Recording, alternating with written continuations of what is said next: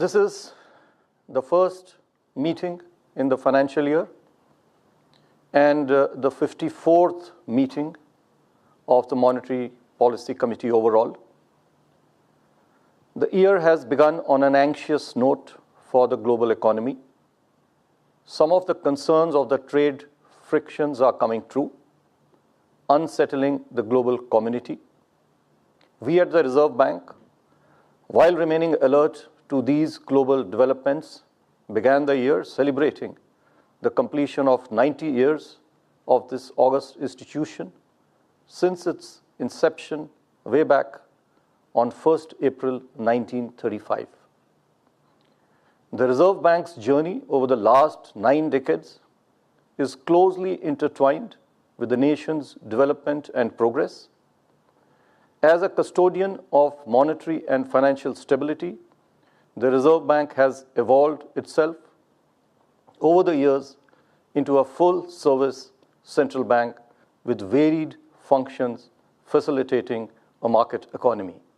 Indeed, a very, very long journey full of accomplishments and achievements, something which every RBI is proud of, and something I believe the whole of India and its citizens are also proud of. In this challenging global environment, the Monetary Policy Committee met on the 7th, 8th, and 9th of April today to deliberate and decide on the policy repo rate. The global economic outlook is fast changing. The recent trade tariff-related measures have exacerbated uncertainties, clouding the economic outlook across regions, posing new headwinds for global growth and inflation. Amidst this turbulence, the US dollar has weakened appreciably, bond yields have softened significantly, equity markets are correcting, and crude oil prices have fallen to their lowest in over 3 years. In fact, as we speak, it is about $60 to a barrel.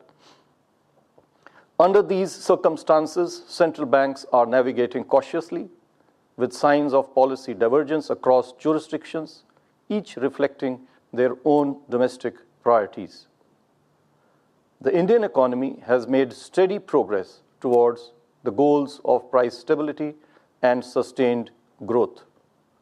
On the inflation front, while the sharper than expected decline in food inflation has given us comfort and confidence, we remain vigilant to the possible risks from global uncertainties and weather disruptions. Growth is improving after a weak performance in the first half of the last financial year, 24-25, although it still remains lower than what we aspire for. And now I come to the decisions of the Monetary Policy Committee. After a detailed assessment of the evolving macroeconomic and financial conditions and outlook, the MPC voted unanimously to reduce the policy repo rate by 25 basis points to 6% with immediate effect. I repeat, the MPC voted unanimously to reduce the policy repo rate by 25 basis points to 6% with immediate effect. Consequently, the standing deposit facility, the SDF rate, under the liquidity adjustment facility shall stand adjusted to 5.75%, and the marginal standing facility rate, or the MSF rate, and the bank rate shall stand adjusted to 6.25%. I shall now briefly set out the rationale for the decisions of the Monetary Policy Committee. The Monetary Policy Committee noted that the inflation is currently below the target. It is supported by a sharp fall in food inflation. Moreover, there is a decisive improvement in the inflation outlook. As per projections, there is now a greater confidence of a durable alignment of headline inflation with the target of 4% over a 12-month horizon. On the other hand, impeded by a challenging global environment, growth is still on a recovery path after an underwhelming performance in the first half of 24-25, which is the last fiscal.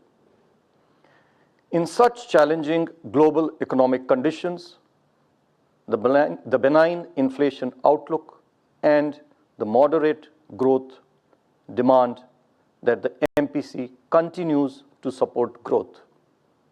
Accordingly, the MPC unanimously voted to reduce the policy repo rate by 25 basis points to 6%. Moreover, it also decided to change the stance from neutral to accommodative. It also noted that the rapidly evolving situation requires continuous monitoring and assessment of the economic outlook. Let me now dwell a little on the monetary policy stance. This has been a subject of interest for some commentators and market participants. There have been questions as to whether it means a change on the policy rate or whether it signifies our stance on the interest rate or whether it relates to liquidity conditions.